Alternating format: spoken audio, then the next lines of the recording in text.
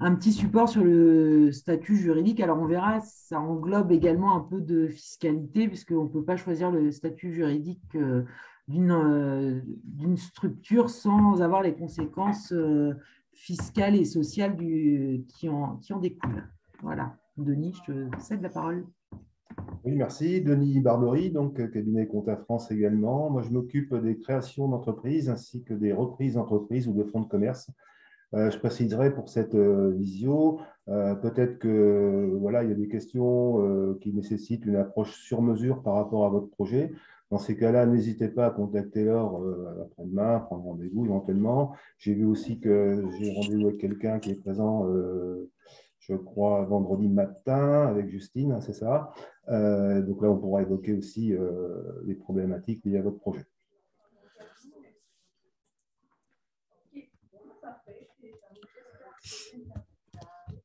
Je vous propose de commencer, Alors, si ça vous convient. ouais. Je vais essayer Encore, de partager peut-être directement, Anthony, pour voir si ouais, comme ça sera plus facile pour passer pour passer les slides. je te laisse faire. Moi, tu sais, je fais le lien et après. Et n'hésitez pas au fur et à mesure à poser vos questions dans le fil de discussion pour que ça soit un peu plus fluide. Et puis, moi, j'interromprai l'heure. Et puis, si voilà, il y a quelques prises de parole, vous pourrez aussi le faire directement. Est-ce que tout le monde voit le diaporama? Oui, c'est bon. Oui, c'est bon. Super. Alors, je vais juste le passer. Hop. Passer ça de ce côté-là. Tac. Et voilà. Vous allez bien? Ça. Donc, du coup, donc, les sociétés et leurs dirigeants, donc on va voir effectivement les fondamentaux, que ce soit juridique et puis les impacts sociaux et fiscaux qui en découlent. Donc, en fait, dans un premier temps, on va voir les différents types de sociétés et puis derrière, selon le type de société choisi, ce que ça a comme conséquence sur le statut fiscal du dirigeant, son statut social. Et dans un quatrième temps, on parlera de la micro-entreprise qui a un régime un peu à part entière. Donc, les sociétés et les différentes formes juridiques, donc, il y a plusieurs critères de choix pour savoir si on va déjà être en entreprise individuelle ou en société. Donc, je dirais que, alors, les statuts qui existent, c'est l'entreprise individuelle. Donc, ça, on est tout seul avec soi-même. Le URL, c'est l'entreprise unipersonnelle à responsabilité limitée. On va en reparler. Donc, là, c'est une forme de société. La SARL, c'est la même chose, mais quand on est au moins deux. Et puis après, la SAS et la SASU, c'est des sociétés par action simplifiée. Donc, là aussi, c'est une forme de société, mais où le dirigeant n'a pas le même statut social que dans la SARL. On en reparlera également par la suite. Donc, l'entreprise individuelle, comme son nom l'indique, c'est l'entrepreneur est tout seul, c'est lui qui va pouvoir prendre toutes les décisions de l'entreprise, embaucher les salariés, etc. Il n'y a pas de capital dans les entreprises individuelles, on est un exploitant et l'entreprise forment une seule et même entité. Alors même si aujourd'hui, le statut de l'entrepreneur individuel a changé et qu'on scinde vraiment ce qui est bien personnel et bien professionnel. Donc ça, c'est depuis mai 2022, donc c'est tout récent. Il y a encore des dispositifs à paraître sur le sujet. Et le résultat qui découle de cette société, il est par nature imposé à l'impôt sur le revenu. Et maintenant, on peut opter à l'impôt sur les sociétés si on le souhaite.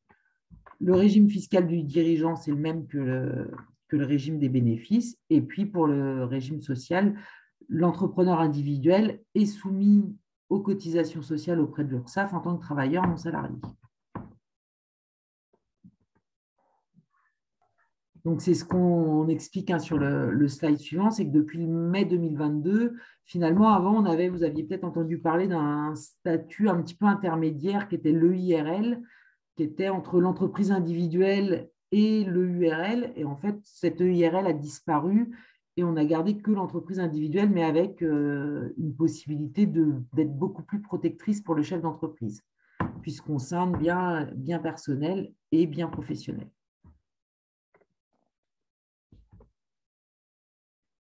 Donc, pour l'entreprise individuelle, je dirais un des avantages, c'est que c'est une création très simple, hein, c'est-à-dire qu'il n'y a pas il y a pas de statut à rédiger, il n'y a pas de capital social à déposer à la banque, comme il n'y a pas de personne morale qui en découle. Du coup, c'est je dirais un formulaire en 2 pages qu'on remplit, qu'on envoie au greffe ou à la chambre de commerce ou chambre des métiers selon l'activité, et c'est tout, on est immatriculé. Donc, c'est effectivement une création assez simple. Après, c'est ce qu'on disait, dans ce statut, on distingue 2 choses, le patrimoine professionnel et le patrimoine personnel. Donc, du coup, le patrimoine professionnel, c'est tout ce qui va être nécessaire à l'activité de l'entrepreneur en fonction de son domaine de compétences. Et est-ce que ça figure à l'actif ou pas? Et après, à contrario, tout ce qui va être personnel, c'est la maison d'habitation, le véhicule s'il n'est pas utilisé par l'entreprise, etc., et qu'il n'est pas mis à l'actif, hein, tout ce qui est propre à la vie personnelle du dirigeant. Donc, il y a des obligations comptables à respecter malgré tout en entreprise individuelle, hein, qui est tenir une comptabilité régulière, établir un bilan chaque année et avoir des livres comptables, et en fonction de l'activité, des déclarations de TVA également régulières. Les comptes annuels d'une entreprise individuelle ne sont jamais déposés au greffe. Alors, on a une première question, du coup, pour clarifier un petit peu les choses. Le statut de l'entreprise individuelle et de l'auto-entreprise sont 2 statuts différents? Oui, tout à fait. Parce que l'auto-entreprise, on verra en fait à la fin, hein, l'auto-entreprise, c'est assimilé à la micro-entreprise qu'on verra dans un dernier temps, mais c'est vraiment 2 choses différentes en termes de statut juridique. Alors, même si l'auto-entreprise, elle fonctionne globalement comme une entreprise individuelle, mis à part qu'il n'y a pas pour le coup d'obligation comptable, puisque l'auto-entrepreneur, lui, il va juste déclarer son chiffre d'affaires auprès et des impôts et de l'URSSAF pour déclencher les cotisations sociales.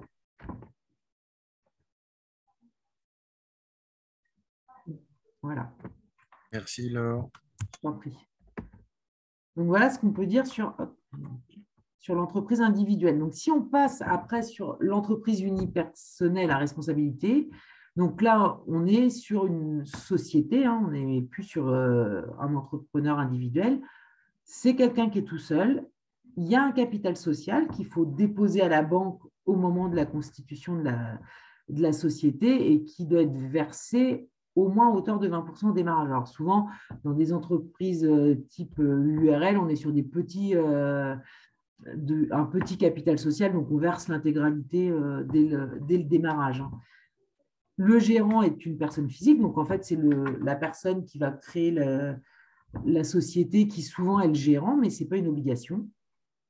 La responsabilité de l'associé, elle est limitée à ses apports, et le résultat, il est soumis soit à l'impôt sur le revenu, soit à l'impôt sur les sociétés sur option. Le régime fiscal du dirigeant, mais en fait, ça va dépendre du régime d'imposition des bénéfices, c'est-à-dire que si on est sur une imposition des bénéfices à l'impôt sur le revenu, le dirigeant sera imposé à l'impôt sur le revenu. Si on a opté pour l'impôt sur les sociétés, il sera imposé à l'impôt sur le revenu uniquement sur les rémunérations qu'il a prélevées. Et quand le gérant est associé, il est soumis au régime des travailleurs non salariés. Ce qui est souvent le cas, hein, je dirais que dans 99% des EURL, le gérant, c'est l'associé, puisqu'on n'a pas rarement vocation à constituer une société pour mettre quelqu'un d'autre en gestion dedans.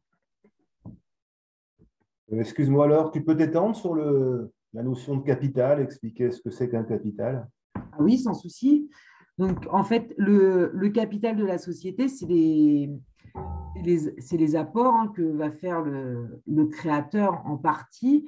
Et je dirais que c'est le risque qu'on est prêt à prendre. Parce que finalement, si demain, pour une raison X ou Y, la société devait s'arrêter parce que ça ne fonctionnait pas et qu'on se retrouvait en liquidation judiciaire, ce que perdrait l'associé, c'est le capital qu'il a apporté au départ. On n'irait pas chercher plus.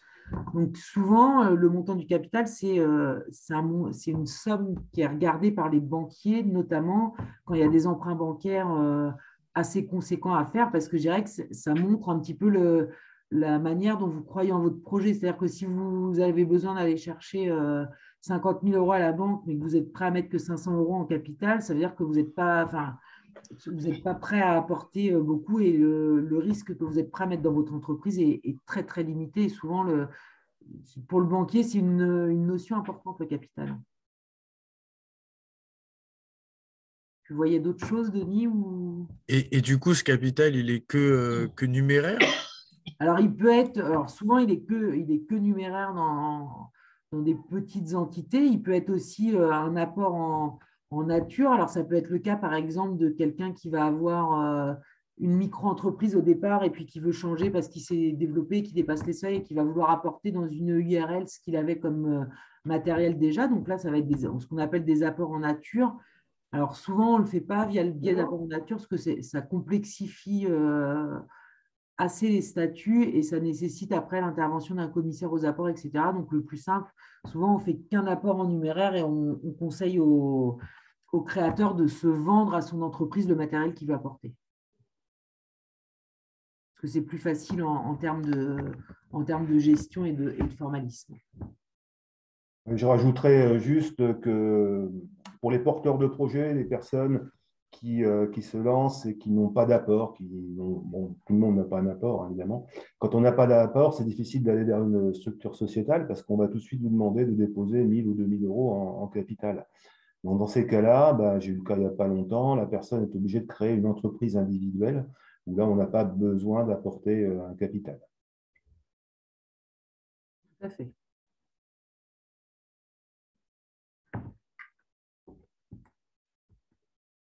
Donc, la SARL, je dirais que globalement, c'est tout ce qu'on vient de voir, sauf qu'il faut être deux. Mais après, il y a un capital à déposer, il y a un ou plusieurs gérants, parce que là, comme on a à minima 2 associés, soit les 2 associés sont gérants et on parle de co-gérance, soit il y en a un seul sur les 2 qui est gérant. Ça, je dirais que ça dépend après de chaque entité et chaque cas est spécifique, hein. La responsabilité des associés, elle est toujours limitée aux apports. La société, elle est soumise par nature à l'impôt sur les sociétés.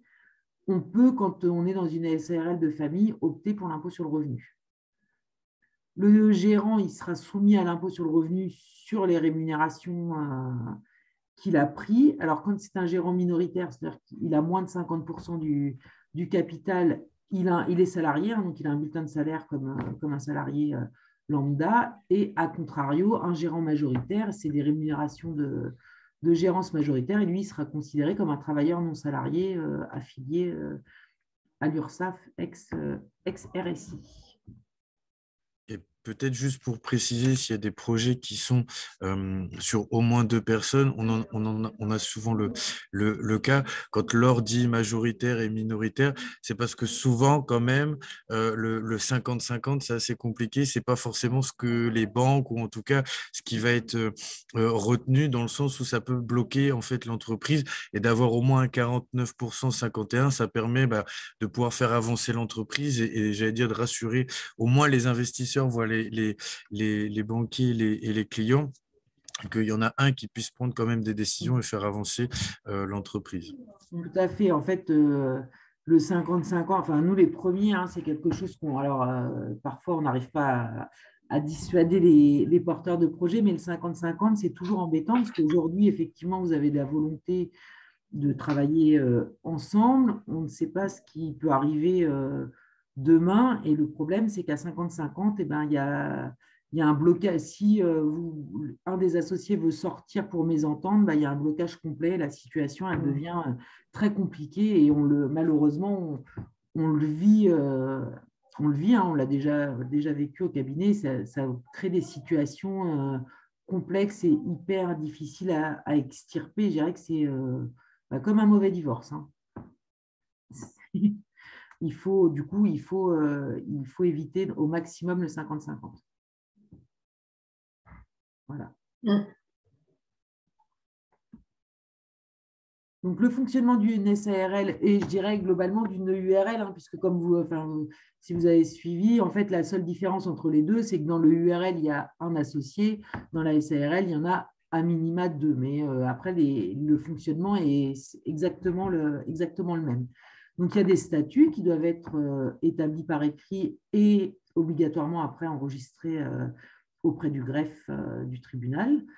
Les statuts, en fait, ils vont donner tout ce que peut faire la société, à commencer par son objet social, donc dans quel domaine d'activité elle va pouvoir opérer. Si on est dans une SARL avec deux associés, quelles sont les règles de majorité, quelles sont les décisions qui doivent être prises en assemblée ordinaire, extraordinaire, etc., etc.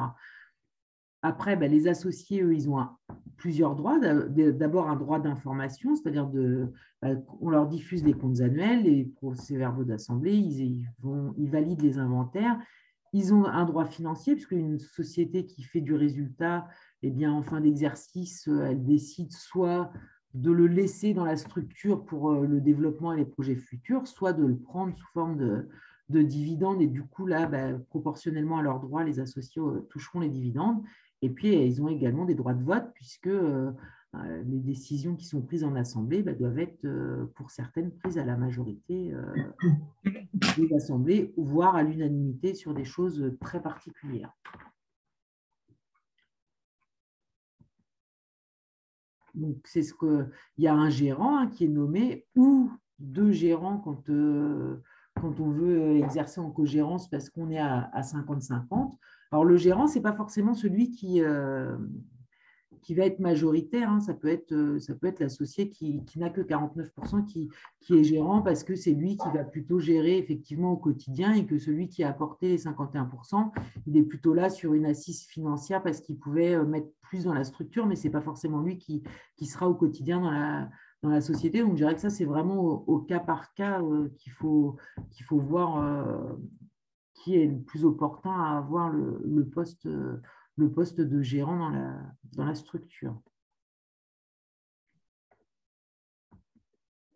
Donc, les obligations comptables d'une SARL ou d'une URL, c'est de produire chaque année des comptes annuels et de faire un inventaire sur des activités où on a du stock, et de déposer une nièce fiscale à l'administration dans les 3 mois de la date de clôture. Ensuite, on a une assemblée d'approbation des comptes, et puis un commissaire aux comptes en fonction de seuils importants. Donc, du coup, là, c'est des choses qui évoluent en plus régulièrement. On est effectivement plus sur ces seuils-là. Avant d'avoir un commissaire aux comptes, les entreprises auront le temps de s'être largement développées. Donc, la SASU, je dirais que globalement, sur toute la première partie, elle fonctionne comme la SARL ou le URL. La seule chose qui change, c'est le régime social du dirigeant, puisqu'en fait, dans une SASU, on est assimilé à un salarié. Donc, le président de la SASU aura un bulletin de salaire et sera imposé sur les salaires qu'il a perçus au cours de l'exercice.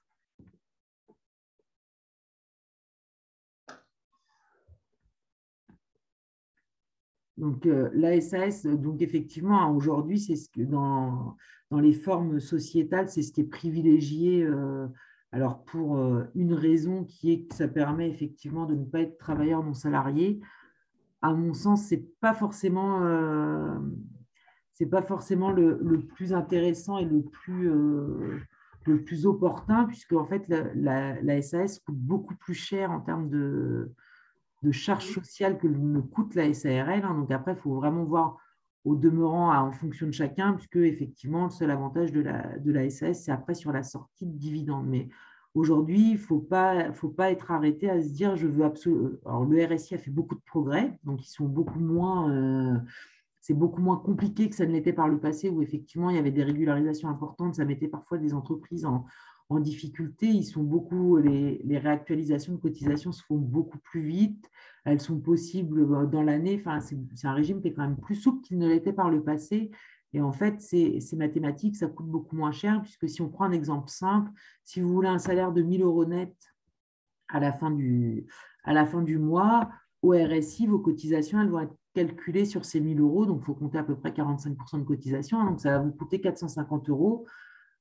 Si vous êtes président de SAS, pour verser ces 1 000 €, les 1 000 €, c'est ce qui est en bas, mais comme vous avez peut-être tous déjà eu un bulletin de paye, eh ben, on a toutes les charges qui sont au-dessus et du coup, ce qui coûte à l'entreprise, c'est le brut plus les cotisations patronales. Et du coup, pour verser 1 000 euros, on est plus près d'un coût de 2 000 euros que d'un coût de 1 450 quoi, pour l'entreprise. Donc, ce n'est pas neutre.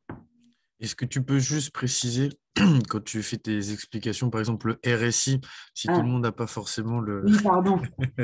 C'est mon rôle de le rappeler. Tout à fait. En plus, le RSI n'existe plus. Donc c'est l'organisme collecteur des cotisations sociales des travailleurs non salariés. C'est l'URSSAF, en fait, des travailleurs non salariés. Alors maintenant, d'ailleurs, c'est l'URSSAF qui collecte aussi, mais on garde cette distinction parce que ce n'est pas les mêmes régimes. Mais effectivement, le statut de travailleur non salarié coûte au quotidien moins cher que le statut de salarié.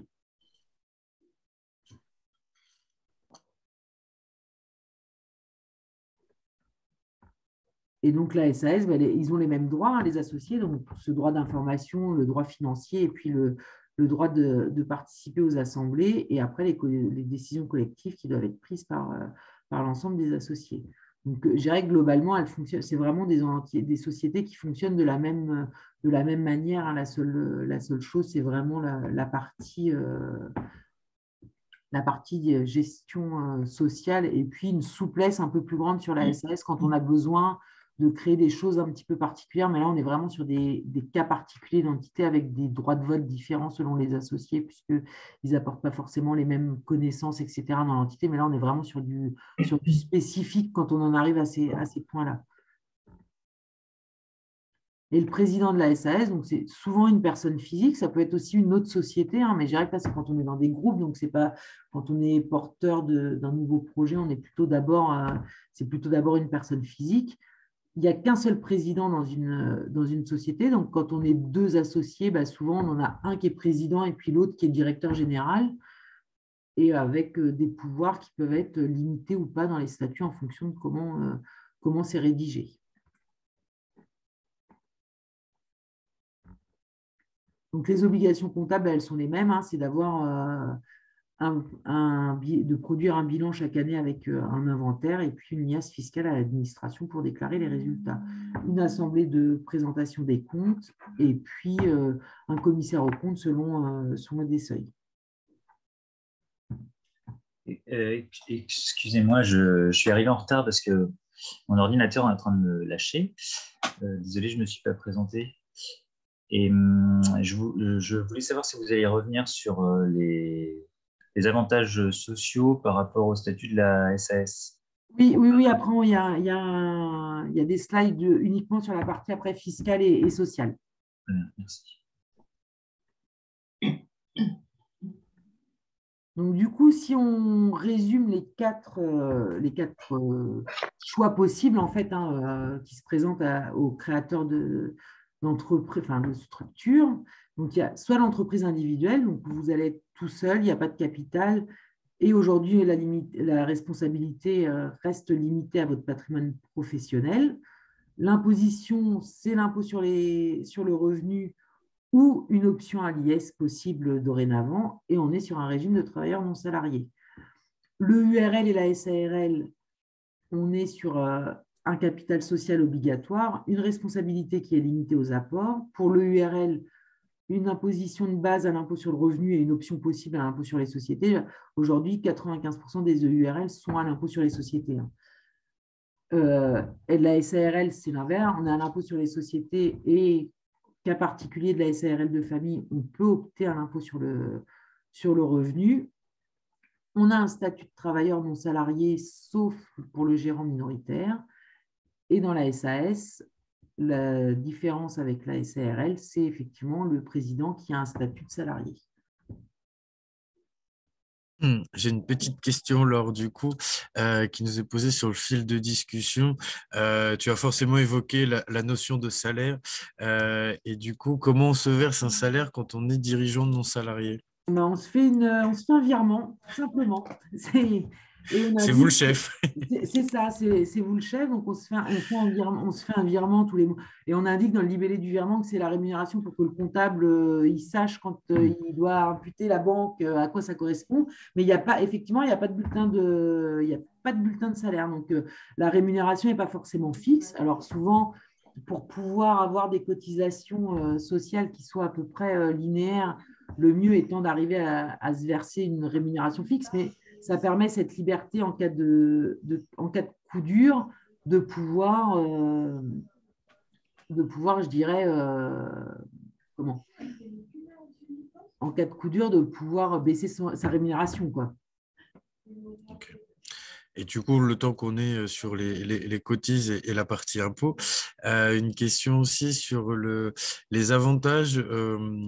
Comment Alors, on pour fait un peu, ouais. avantage, bon, impôt sur le revenu, impôt sur les sociétés, comment on tranche et comment ça se travaille?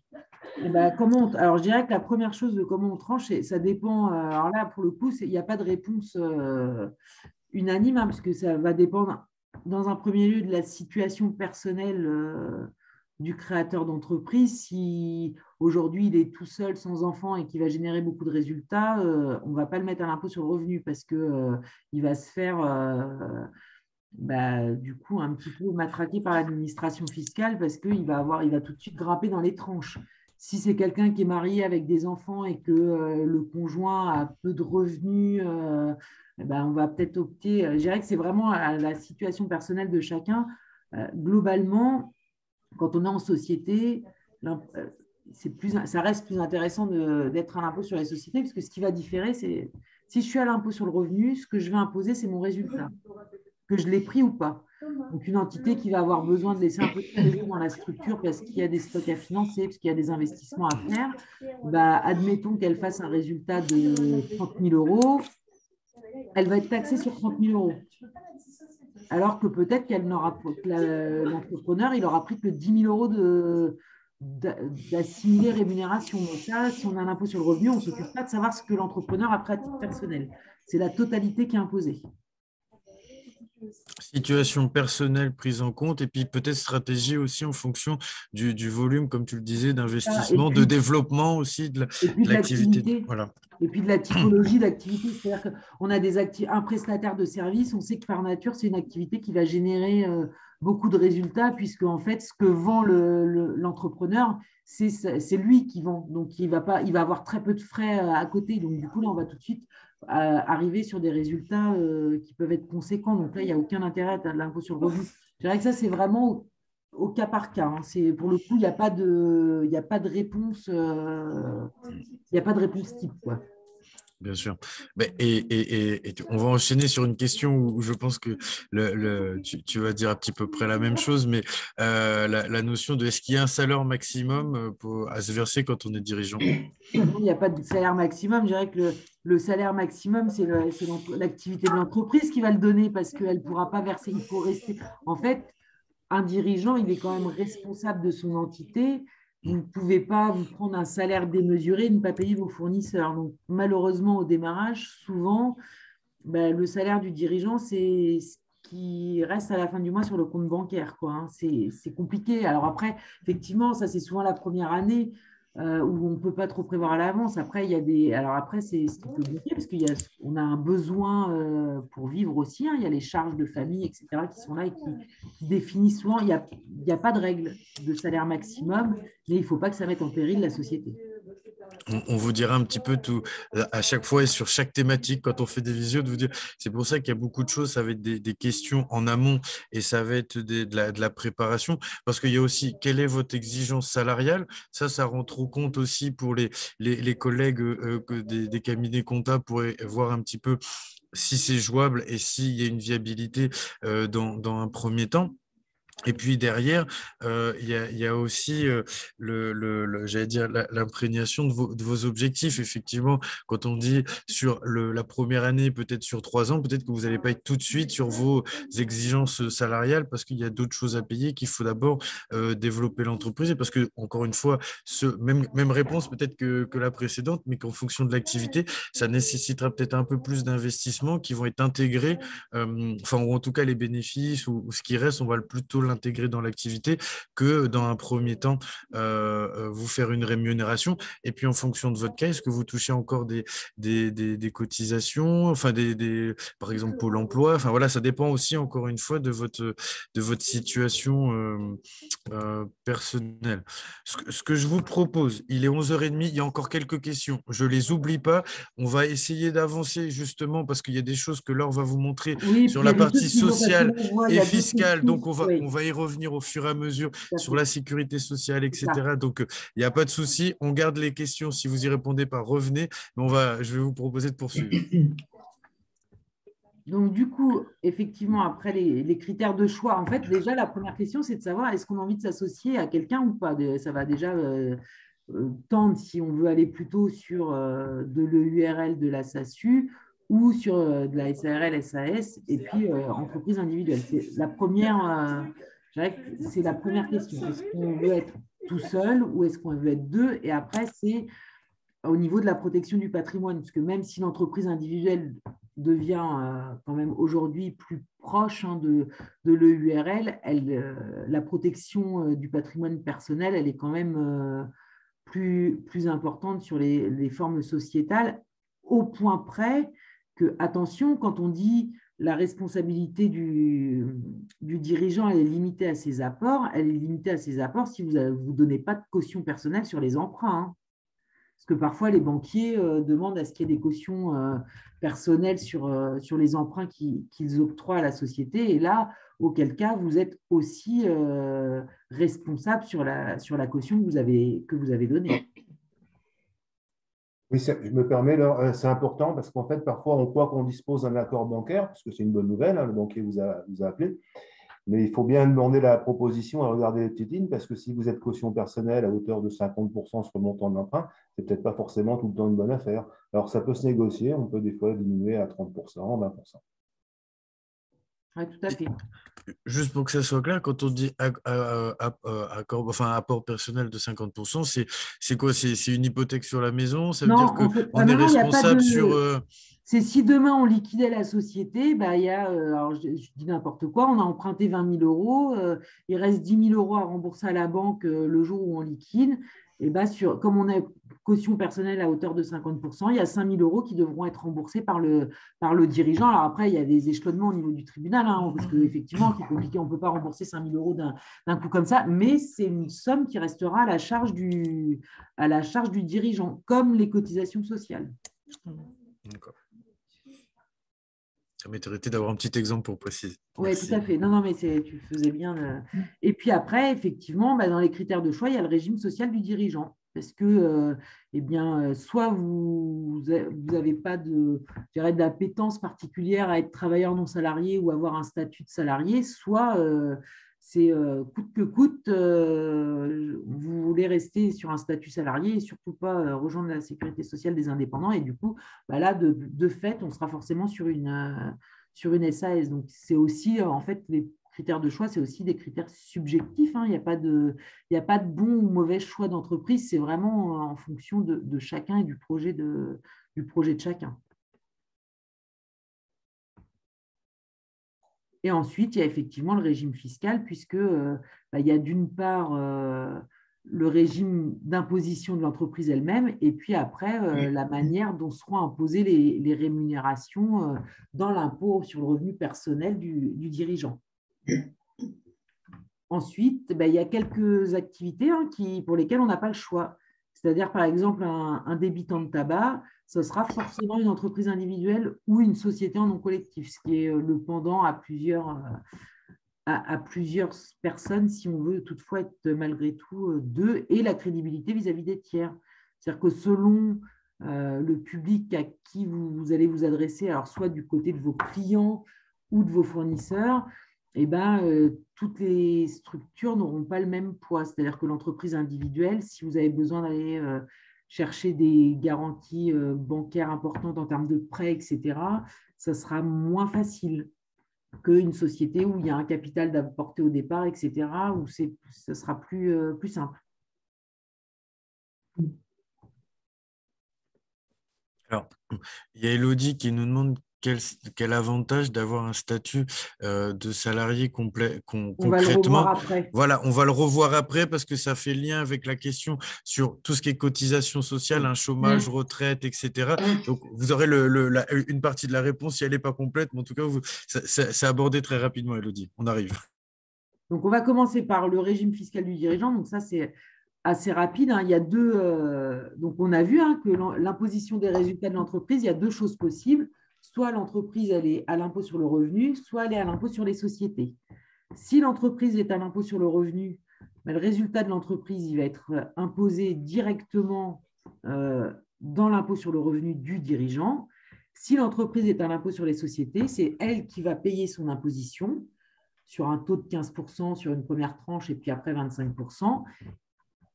Et le dirigeant, lui, paiera sur les rémunérations qu'il a prélevées, qu'il soit gérant ou salarié. Mais dès lors qu'il a une rémunération, il sera taxé sur ses rémunérations.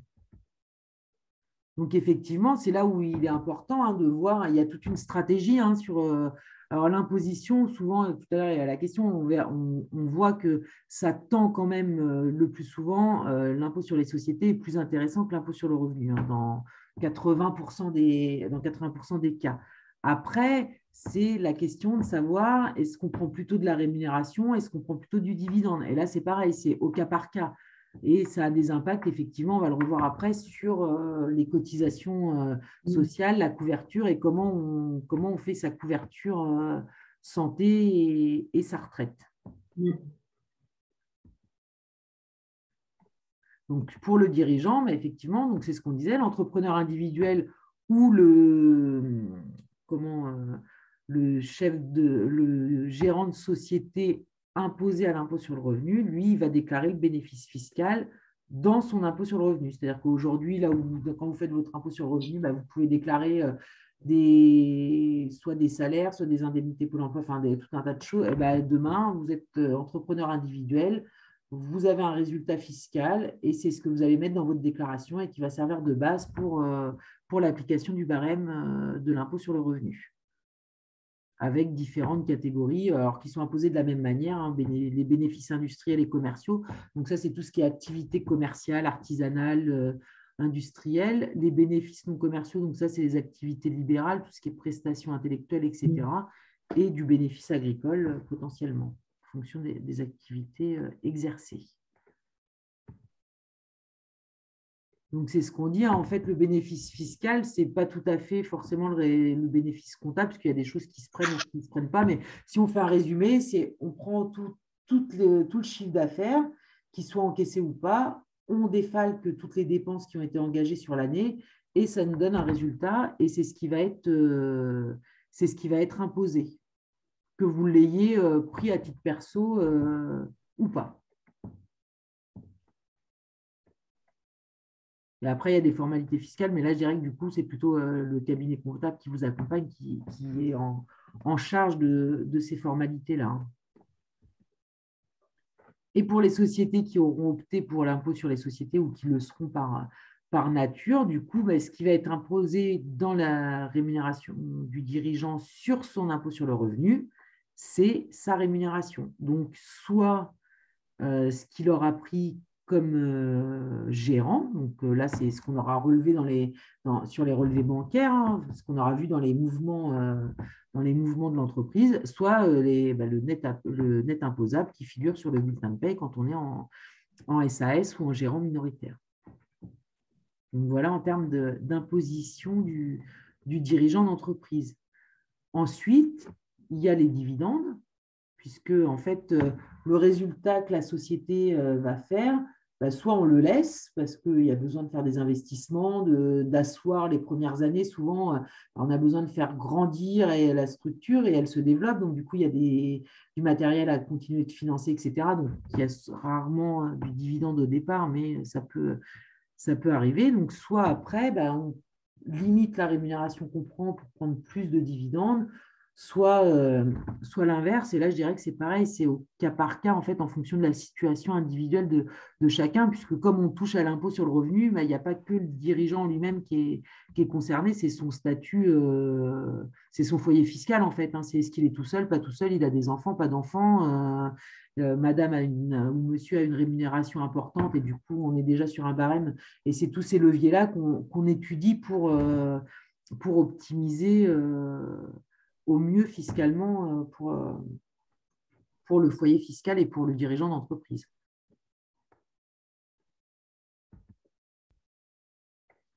Donc, le régime social, voilà, on y vient. Du coup, ça va répondre effectivement à plusieurs des questions qui étaient en attente. Hein.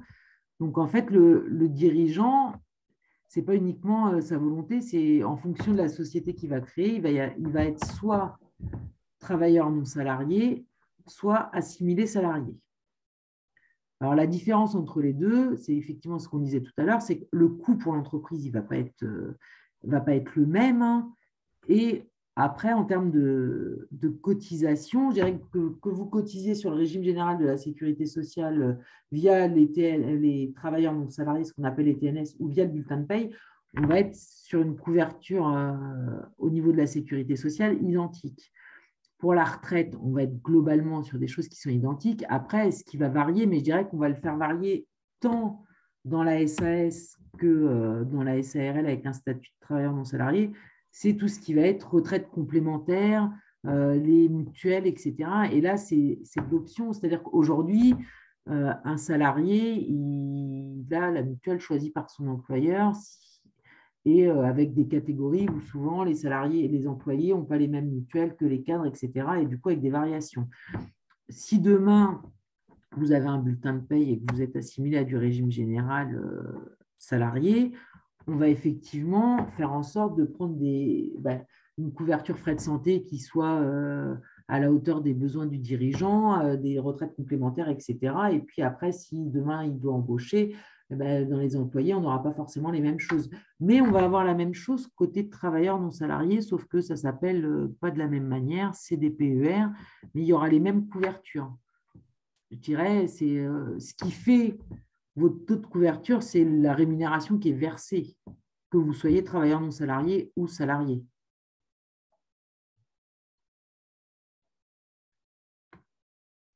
Est-ce que ça, c'est à peu près clair pour tout le monde?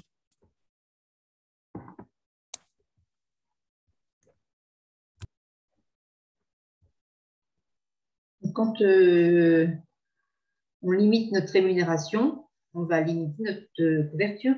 Est-ce que j'ai bien compris? On limite la retraite surtout parce que en fait, aujourd'hui, la couverture à la sécurité sociale, elle ne dépend pas de la rémunération qu'on perçoit. Et on est affilié, on cotise et du coup, on est couvert par la sécurité sociale. C'est effectivement là où ça va limiter, c'est au niveau de la retraite. Donc, le but étant pas de peu se payer. Alors, après, je dirais que c'est des choix de vie, c'est plutôt des choix personnels. Aujourd'hui, pour valider ces 4 trimestres de retraite, il faut avoir perçu, alors quand on est travailleur non salarié en net, hein, puisque le net égale le brut, il faut avoir perçu autour, alors là, c'est réévalué chaque année, mais on est sur une fourchette de 8 000 € par an. Donc, si vous avez touché vos 8 000 € dans l'année de rémunération, vous validez vos 4 trimestres de retraite. D'accord. Effectivement, on cotise que sur 8 000 €, hein, donc ce n'est pas des montants, mais ça permet de valider les mais il faut, voilà. Mais on a validé les trimestres, c'est ça. Après, je dirais que c'est plutôt à chaque fois une stratégie individuelle, puisque aujourd'hui, le régime de retraite, il est mouvant. On ne sait pas trop quelqu'un qui se crée aujourd'hui et qui va faire toute sa carrière. Personne n'est bien incapable de lui dire ce qu'il touchera au moment de partir à la retraite. Hein. C'est ça. Donc après, il y a des choses on voit d'ailleurs de plus en plus, c'est-à-dire qu'on a plutôt des dirigeants d'entreprise qui ont tendance à minorer un peu leur rémunération, à prendre plus sous forme de dividendes et du coup à faire des investissements à côté ou s'ouvrir des plans épargne retraite à titre personnel, etc. pour se constituer finalement un capital retraite au-delà de ce qui sera versé par le régime général qu'on ne connaît pas en fait. Hein.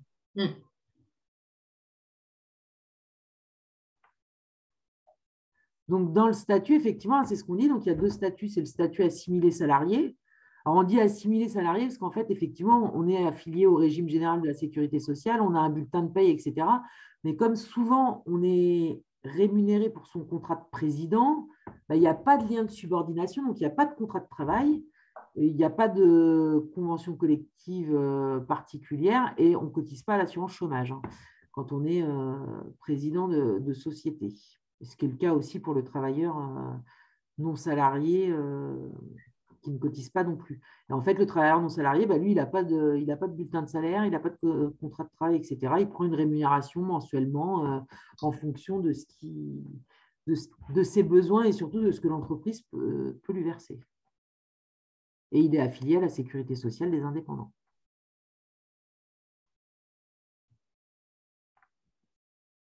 Donc, on voit, en fait, donc là, si on résume entre le régime général et ce qu'on appelle le régime TNS, c'est que l'entrepreneur individuel, lui, il va être TNS comme l'associé de SNC, le gérant majoritaire de la SARL. Donc, tous ceux-là, ils vont être et ils vont cotiser effectivement sur une base qui est leur brut, qui est leur net, donc qui va coûter moins cher, puisque c'est ce que je vous expliquais tout à l'heure. Hein. Si je prends 1 000 euros, ça va coûter 450 euros de cotisation quand je suis en régime TNS.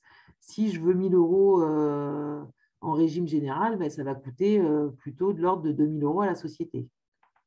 Donc, le coût n'est pas le même. Après, que ça soit dans l'un comme dans l'autre des régimes, la structure va prendre en charge la mutuelle, les frais de santé, des régimes de prévoyance complémentaires. C'est des contrats qui vont être ouverts en complément, mais je dirais comme qu'on soit dans l'une ou l'autre des structures. Hein. Mm.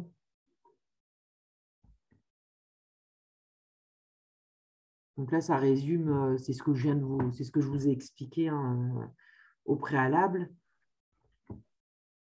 Donc, ça reprend qu'effectivement, l'entreprise, c'est l'entreprise qui va payer les cotisations, comme avec les cotisations patronales et salariales, et que ce que le dirigeant perçoit, lui, c'est un salaire net, avec un bulletin de paie. Juste une petite question. Si on veut choisir le statut SARL, dans un premier temps, on n'a pas tout de suite un associé. Est-ce que il faut quand même se mettre en SAS? Ou est-ce qu'on peut quand même prévoir la SARL dans le but d'avoir un associé par la suite? En fait, c'est plutôt… Non, alors, parce que là, vous me parlez SARL, SAS, du coup, on est sur c'est deux différents. Soit vous voulez être travailleur non salarié, du coup, quand vous êtes tout seul, vous allez être en EURL. Et puis, le jour où vous serez 2 associés, vous passerez en SARL de fait, parce qu'on devient 2. Soit on se met en SASU, donc là, c'est si on veut être avec un bulletin de salaire président de… Là, on se met en SASU, et puis quand on associe quelqu'un, on devient une SAS de fait. Ok. Attention, on associe, c'est pas on embauche un salarié, c'est vraiment… Non, c'est un associé. Oui, les salariés, c'est autre chose. Oui. Moi, j'ai du mal à comprendre pourquoi vous partez de la rémunération nette et pas du coût global. C'est-à-dire que comparer 2 rémunérations nettes à 1 000 euros avec ou sans cotisation sociale. Non, je ne compare pas sans cotisation sociale, c'est qu'en fait, la base des cotisations n'est pas la même. Quand vous êtes travailleur non salarié, la base de vos cotisations, c'est ce que vous avez perçu. Puisque c'est du déclaratif. Ce n'est pas comme sur un bulletin de paie où les cotisations sont prélevées tous les mois, elles sont estimées au départ et après elles sont régularisées sur un… Et la base de calcul, c'est ce que perçoit le dirigeant. Donc, si le dirigeant il se fait un chèque ou un virement de 1 000 euros chaque mois, ce qui va servir de base de calcul à ses cotisations, c'est ces 1 000 euros. Donc, ça va avoir un coût de 1 450 euros pour l'entité.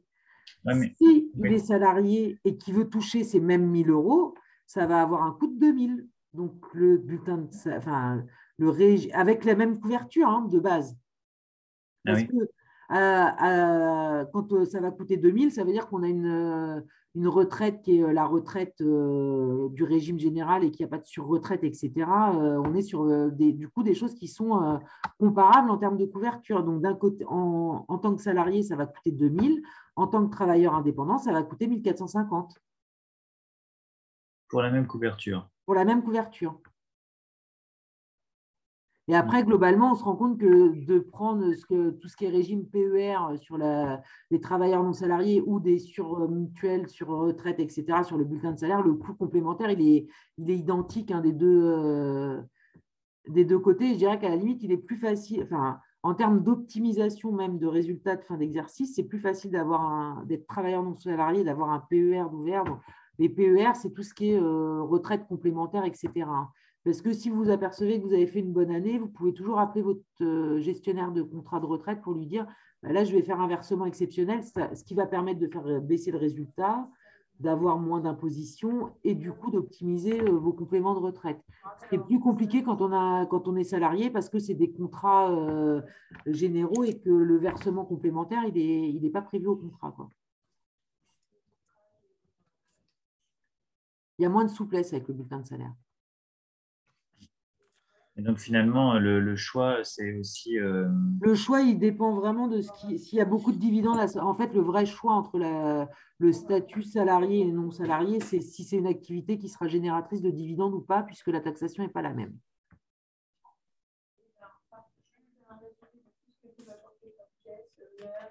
C'est-à-dire que les dividendes, quand on est gérant de SARL, ils sont assimilés à de la rémunération, donc ils sont taxés au RSI. Donc, du coup, on perd l'avantage des dividendes, puisque c'est comme si on s'était versé de la rémunération complémentaire globalement. Alors que quand on est en SAS, les dividendes, ils ne sont pas soumis à cotisation sociale, ils sont soumis à 17,2 de CSG plus l'impôt sur le revenu avec un maximum de 30%. Puisqu'il y a ce qu'on appelle la flat tax qui plafonne à quel que soit après la catégorie d'impôt sur le revenu dans laquelle on est, ça plafonne à 30%. Donc effectivement, sur des activités à fort, on revient à tout ce qui est prestations de services, prestations intellectuelles, etc., qui ne demandent pas énormément d'investissement et où on a des résultats importants dès le démarrage. La SAS est plus intéressante. Mais si on n'a pas des résultats très élevés, ou en tout cas si on n'a pas besoin de les sortir parce qu'il y a un besoin permanent d'investissement et de financement de BFR, la SARL sera moins coûteuse et sera plus importante, plus intéressante. Souvent, on voit, on change de statut en fin de vie, c'est-à-dire que nos dirigeants d'entreprise, ils restent en SARL parce que c'est plus avantageux et ça permet d'optimiser aussi plus facilement en termes de rentrée d'argent et de retraite complémentaire. Et puis, quand on est à 4-5 ans de partir à la retraite et qu'effectivement, on n'est plus dans la même typologie et que là, on n'est plus vraiment dans l'idée de je veux développer mon entité, mais je veux plutôt retirer ce que je n'ai pas pris avant, et ben, on transforme. Et comme on sait qu'on va distribuer beaucoup de dividendes, effectivement, on passe sur un statut de SAS. Après, je dirais que le statut de votre entreprise, il va évoluer. On peut très bien imaginer, ce n'est pas immuable. On peut très bien même imaginer quelqu'un qui va commencer parce qu'il n'a pas beaucoup d'apports, que c'est une petite activité, il ne sait pas trop comment ça va développer, qui va commencer en entreprise individuelle parce que c'est ce qui lui convient à l'instant T. Et puis finalement, ça va croître. Et puis demain, il aura besoin d'avoir soit tout seul ou de s'associer avec quelqu'un. Et du coup, on va passer sur une SARL. Et alors là, c'est des mécanismes juridiques, je ne vais pas rentrer dans le détail, mais on apporte l'entreprise individuelle à la SARL. Donc, c'est la même, mais on a changé de forme juridique. Et après, si vraiment, parce que pour des raisons X ou Y, on grossit encore et qu'on a besoin de sortir beaucoup, beaucoup de dividendes, cette SARL, elle va devenir une SAS. C'est pas figé. C'est pas figé. Alors après, il faut, effectivement, il faut que ça soit dans le temps parce qu'il y a un coût à chaque fois juridique. Donc, effectivement, si on se met en entreprise individuelle et puis que 6 mois après, on s'aperçoit qu'il fallait faire une SARL, c'est pas opportun. Mais si on change au bout de 5-6 ans, ça permet de profiter de tous les mécanismes et pas de dire je vais faire tout de suite une SAS parce que je sais que dans 20 ans, j'aurai besoin de distribuer des dividendes. Pendant 20 ans, ça vous aura coûté plus cher que si vous aviez été en SARL. D'accord. Et ça, c'est dans l'optique que la société disparaisse avec la… non, ou qu'elle soit vendue, sauf qu'aujourd'hui, souvent, ce qu'on se rend compte, c'est qu'on a alors, je ne peux pas prédire les chefs d'entreprise de demain, mais les chefs d'entreprise d'aujourd'hui, c'est qu'ils prennent leur rémunération, ils n'ont pas de projet supplémentaire à titre personnel, donc plutôt que d'être taxés sur quelque chose qui ne leur est pas utile, ils laissent la trésorerie dans l'entreprise, et puis la trésorerie, elle gonfle, elle gonfle, elle gonfle. Et puis, au moment où ils veulent revendre leur entreprise, l'entreprise est invendable parce qu'elle coûte trop cher et que ce qu'ils vendent, finalement, pour une grande partie, c'est de la trésorerie. Et les banques, elles ont du mal à prêter pour racheter de la trésorerie. Donc, du coup, le chef d'entreprise, il dégraisse, entre guillemets, un peu le gâteau et il va enlever le surplus de trésorerie et le prendre à titre personnel. Et après, ça ne l'empêche pas de vendre son entité quand même, mais du coup, il vend avec une vraie valeur économique, quoi. Alors, ce que je vous propose, juste si Laure, tu peux avancer, finir, parce que là, on va partir sur la transmission aux enfants de la société. Donc, c'est pas que je vous dis que c'est hors sujet. On peut juste finir et puis éventuellement, après, effectivement, aller un peu plus dans le détail là, sur la transmission aux enfants. Oui, de toute Si ça façon, vous convient. on est Voilà. effectivement… Voilà, au moins qu'on finisse, Oui, il va oui, être à tout peu à près fait. midi, puis après, sur les petites questions comme ça, un peu plus Donc, spécifiques, on finit. ouais. Du coup, là, on voit les plus, les moins. Alors, on voit, alors, dans les plus, effectivement, on dit qu'il y a une meilleure retraite complémentaire sur le régime assimilé, sauf que ça coûte plus cher et qu'on peut avoir cette retraite complémentaire sur l'autre régime pour un coût moindre, hein. Donc, finalement, les plus du régime salarié, on peut tous, mis à part les dividendes, on peut tous les neutraliser avec un régime travailleur non salarié. Puisque, effectivement, après, sur le travailleur non salarié, on est, si on reprend, on fait ce qu'on veut, entre guillemets, hein. C'est-à-dire on ouvre les contrats de retraite qu'on veut, ce n'est pas lié à l'ensemble des salariés, parce que le problème aussi du bulletin de salaire et des surretraites, c'est qu'à un moment donné, si vous avez besoin, parce qu'effectivement, il y a cette possibilité de distinguer ce qu'on offre aux cadres et aux non-cadres, sauf que si à un moment, vous avez aussi besoin d'embaucher un cadre dans la société, il aura la même sur-retraite que vous, hein. Donc, ça limite aussi sur ce point-là. Après, je dirais que c'est vraiment au cas par cas, mais dans 80% des cas, le statut de TNS, il est quand même plutôt avantageux. Et voilà, donc là, on revoit les plus, les moins, la protection sociale, mais en prenant ce que je vous disais, des régimes complémentaires, on le lit si on est beaucoup plus intéressant. Donc, la micro-entreprise, puisqu'effectivement, ça fait aussi partie du sujet. Alors, on va voir, hein, c'est beaucoup plus simple, parce qu'en fait, la micro-entreprise, c'est la petite sœur un petit peu de l'entreprise individuelle. Donc, on va voir le régime de la micro-entreprise, le régime social et puis le régime fiscal. Donc, la micro-entreprise, c'est une entreprise individuelle, mais qui est très, très simplifiée. C'est-à-dire avec des seuils annuels qu'on reverra, hein, qui permettent de bénéficier de ce régime-là et qui sont différents selon qu'on ait une activité de commerçant, d'artisan ou une activité libérale. Les seuils ne seront pas les mêmes. Donc, le régime de la micro-entreprise, c'est 176 200 €. Alors là, jusqu'au 31 décembre 2022, hein, puisque c'est des seuils qui sont revus chaque année. Quand l'activité principale, c'est de l'achat-revente, si on veut faire simple. Et après, tout ce qui est prestation de service, c'est 72 600 € et tout ce qui est activité non commerciale.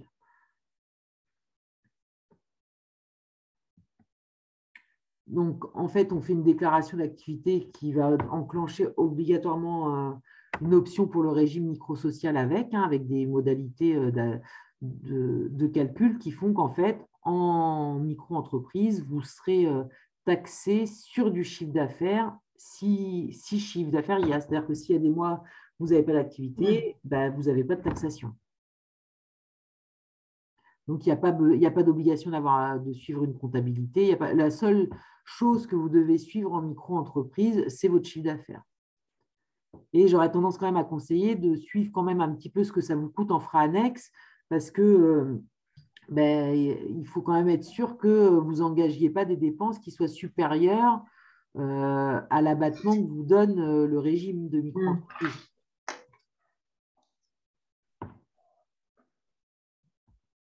Puisqu'effectivement, hein, l'abattement sur le fiscal, c'est on prend votre chiffre d'affaires et selon la typologie d'activité, on fait un abattement de 71%. Donc, quand on est dans l'abattement à 71%, effectivement, on a peu de chances d'engager plus de frais. Mais quand on arrive sur des activités qui sont soumises à l'abattement de 34%, faut quand même commencer à se poser des questions de ce qu'on engage comme frais, hein. Et après, il y a possibilité d'opter pour un versement libératoire de l'impôt sur le revenu, mais là, c'est des conditions particulières. Donc, je dirais que c'est pareil, c'est vraiment au cas par cas, parce que c'est en fonction du quotient familial de chacun. Donc là, c'est plutôt après à voir de manière individualisée. Donc, on voit hein, malgré tout, donc, en fait, ce versement libératoire, ça permet aux micro-entrepreneurs de déclarer, de payer son impôt sur le revenu de manière forfaitaire, en fait, en même temps que vos cotisations sociales. Et du coup, quand elles sont payées à chaque mois avec les cotisations, et quand vous faites votre déclaration d'impôt sur le revenu, vous n'avez pas à remettre ce que vous avez déjà déclaré en termes de versement libératoire.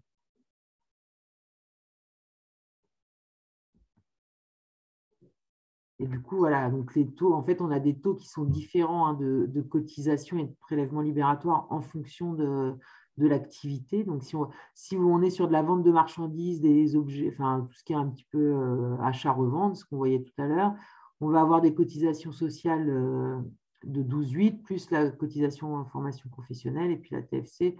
Ça, c'est des taxes annexes hein, qui viennent, un prélèvement libératoire à 1%, ça veut dire ça vous fait 13,92% de taux si on prend le prélèvement libératoire. Sinon, on est à 12,92% et on a le droit à un abattement de 71%. Et ainsi de suite sur les différentes activités. Donc, effectivement, on voit que quand on est sur des activités plutôt de prestations, le taux de cotisation sociale il est plus élevé hein, puisqu'on est autour de 22% avec après les taxes annexes et un prélèvement libératoire qui augmente lui aussi.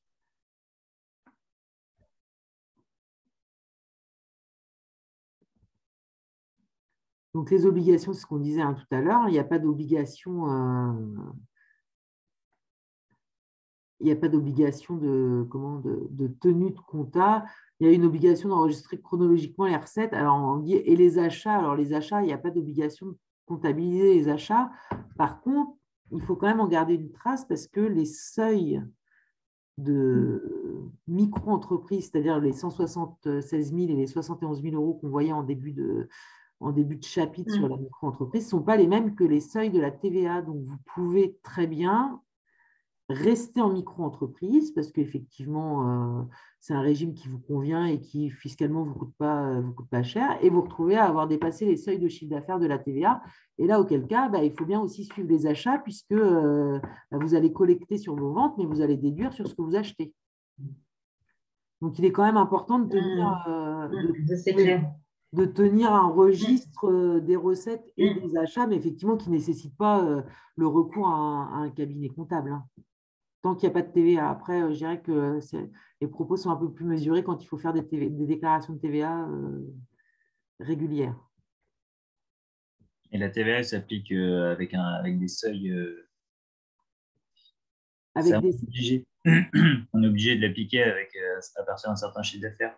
C'est ça, tout à fait, qui sont différents en fonction que l'activité soit une activité d'achat-revente ou une activité de prestation.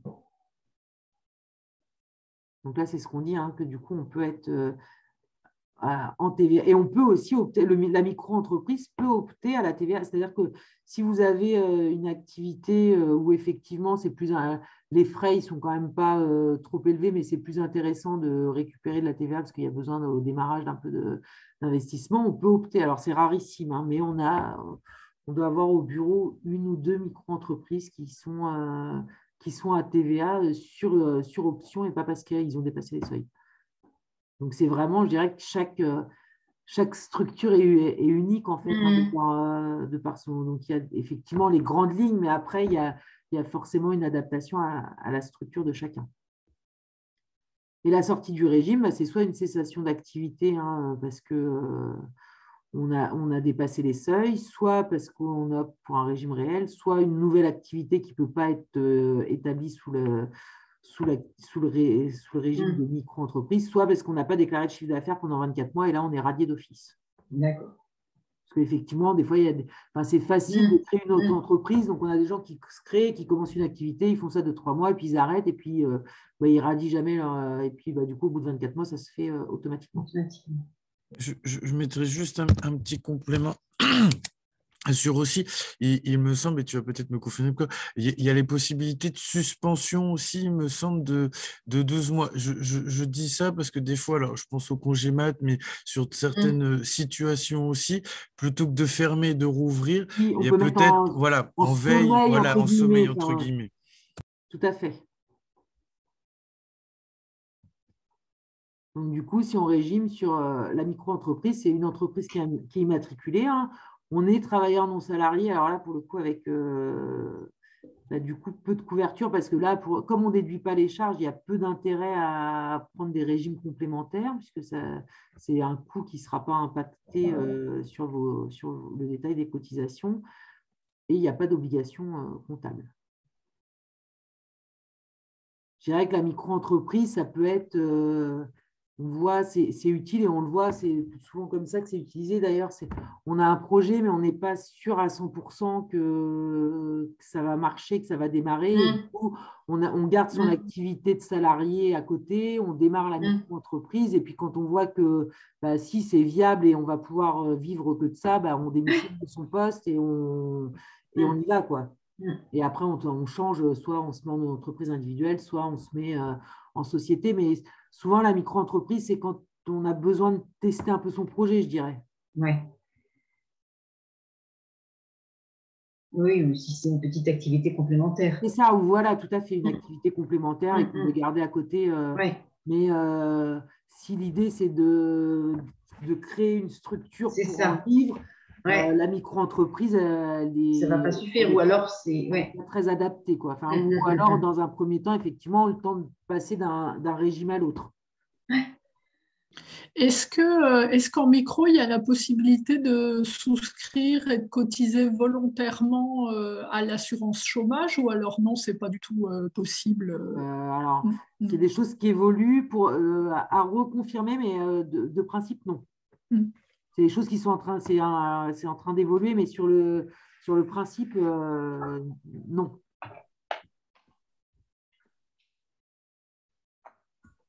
Donc voilà ce qu'on peut dire sur ce choix du statut juridique qui, du coup, n'est pas un choix forcément facile, hein, et qui nécessite d'être accompagné. Enfin, je dirais qu'aujourd'hui, alors souvent j'ouvre avec ça, alors je ne l'ai pas fait là, mais aujourd'hui, effectivement, en tant que créateur, vous allez sur Internet, vous allez trouver des statuts de société pour pas très cher. Aujourd'hui, un créateur d'entreprise, il peut se débrouiller tout seul. Il peut faire son inscription au greffe, il peut créer ses statuts tout seul.